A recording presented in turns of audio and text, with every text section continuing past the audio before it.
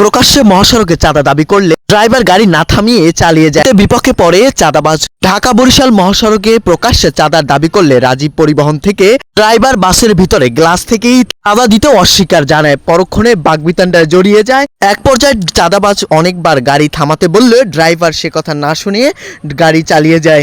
এমনই একটি অভিযোগের ভিডিও সামাজিক যোগাযোগ মাধ্যমে ছড়িয়ে পড়েছে।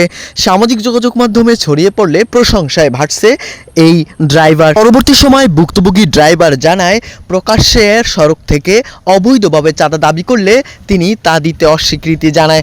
পরক্ষণে সংঘবদ্ধভাবে চাঁদাবাজের দল তার কাছে চাঁদা দাবি করলে তিনি তাদেরকে উপেক্ষা করে গাড়ি চালিয়ে যায়। এছাড়াও স্থানীয় সূত্রে জানা যায়, প্রকাশ্যে চাঁদা দাবি করলে ড্রাইভার তা উপেক্ষা করে।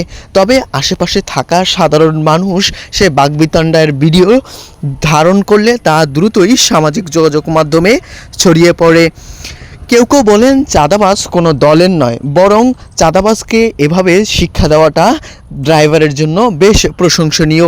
তবে আমাদের সচেতনতা এবং বিষয়টি সঠিক সময় সঠিক তথ্য পুলিশকে প্রদান করতে পারলে চাঁদাবাজ থেকে আমরা মুক্তি পেতে পারি, এমন নানা কথা সামাজিক যোগাযোগ মাধ্যমে ছড়িয়ে পড়ে। কেউ একজন বলে, শুধু ঢাকা বরিশাল মহাসড়কে নয়, বাংলাদেশের বিভিন্ন প্রান্তরে এভাবে সংঘবদ্ধভাবে অনেকেই চাঁদা আদায় করে। আমাদের সচেতনতার মাধ্যমেই চাঁদাবাজকে রুখে দেওয়া যায়।